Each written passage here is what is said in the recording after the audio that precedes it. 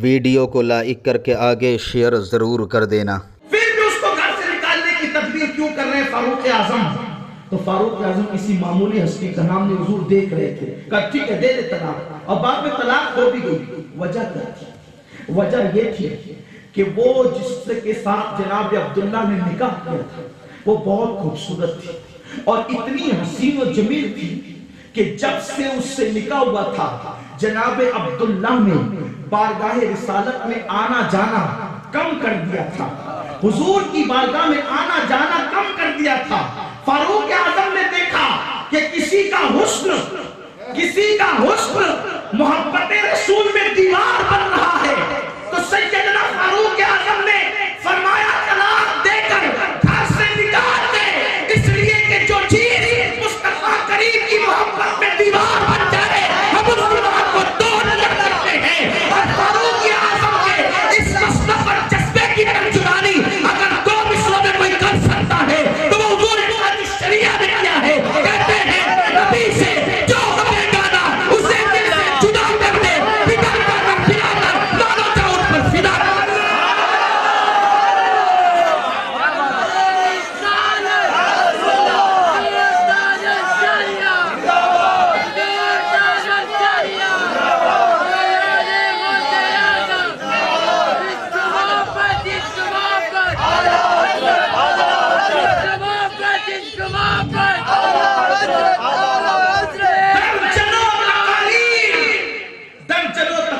جو مضمون پیش کرنے سے قاصر ہے، تاج الشریعہ کا فن یہ ہے کہ وہ دو مصروں میں اس کو بیان کر دیا۔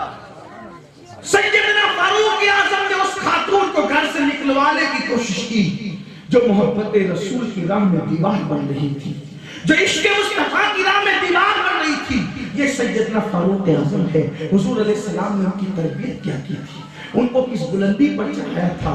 سب سنابل شریف میں میر عبدالواحد بالگرامی رحمت اللہ تعالیٰ علیہ لکھتے ہیں، جس کو اپنے الفاظ کے جامع میں عرض کروں، ایک مرتبہ سیدنا فاروق اعظم مصطفیٰ جان رحمت صلی اللہ علیہ وسلم کی طرف آ رہے ہیں اور سیدنا جبریل علیہ السلام وہاں پہ موجود ہے۔ سیدنا جبریل علیہ السلام سید الملائکہ نے عرض کیا کہ یا رسول اللہ عمر آ رہے ہیں، یا رسول اللہ عمر آ رہے ہیں، یا رسول اللہ عمر آ رہے ہیں۔ آقا فرماتے جبریل کیا میرے عمر کو آسمان والے بھی پہچانتے ہیں؟ کیا میرے عمر کو آسمان والے بھی پہچانتے ہیں؟ جبریل امین نے عرض کیا یا رسول اللہ آپ کے عمر کو زمین والوں سے زیادہ آسمان والے پہچانتے ہیں، زمین والوں سے زیادہ آسمان والے پہچانتے ہیں۔ ذرا سوچو جب غلاموں کو آسمان والے اتنا پہچانتے ہیں تو جس کے صدقے میں عمر کو یہ مرتبے ملے اس مصطفیٰ جان رحمت کی شان کا عالم کیا ہوگا۔ اسی لیے تو امام کہتے ہیں فرش والے تیری شوکت کا علو کیا جانے، فرش والے تیری شوکت کا علو کیا جانے۔ بیچارے ابھی تک نور و بشر پہ مناظرے کر رہے ہیں، بیچارے ابھی تک کے جو ہے وہ دیوار کے پیچھے علم نہیں پر گلے پھاڑ کر کے آواز بٹھا رہے ہیں، بیچارے کہتے ہیں کہ اختیار نہیں دیا، وہ اسی میں مصروف ہے، لیکن یہ فرش والے تیری شوکت کا علو کیا جانے، خسروا عرش پہ اڑ رہا ہے فریضہ ہے۔ نبی کی عظمت کے ڈنکے عرش پر بھی بجتے ہیں اور فرش پر تو پھر غلام کی شان سے کرتے ہوں تو غلاموں کی بات ہے، لیکن فرش والے تیری شوکت کا علو کیا جائے۔ مذاق کرنا مائک پہ میری عادت نہیں۔ ہماری جماعت کے بہت بڑے عالم نے کہا کہ اگر اعلیٰ حضرت کے شعر کو اپنی مرضی سے بھی کوئی پڑھے تو بھی وہ بامعنی رہتا ہے، بگڑتا نہیں ہے، یعنی بگاڑ کر بھی پڑھے تو بگڑتا نہیں ہے۔ تو انہوں نے یہ کہا کہ فرش والے تیری شوکت کا یہ الو کیا جانے۔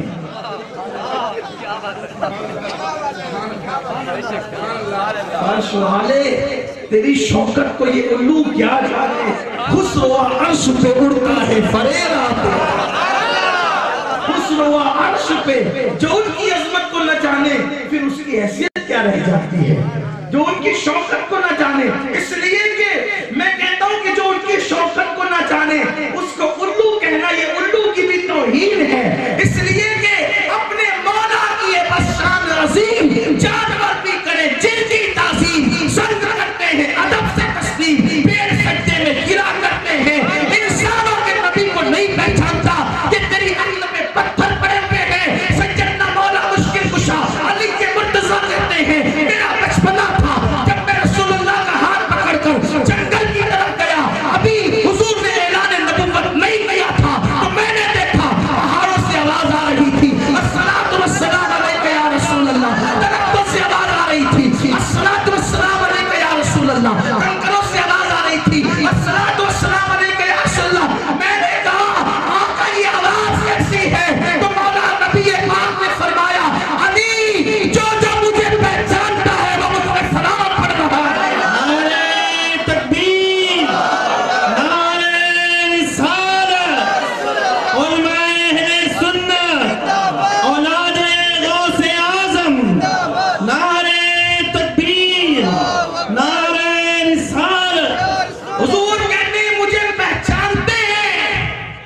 اعلان نبوت سے پہلے بھی پتھر حضور کو پہچانتے ہیں، درخت حضور کو پہچانتے ہیں، بکریاں حضور کو پہچانتی ہیں۔ اگر انسان نہیں پہچانتا اعلان کے بعد بھی، آقا فرماتے ہیں میں اس پتھر کو اب تک جانتا ہوں جو اعلان نبوت سے پہلے مجھ پہ درود و سلام کرتا تھا۔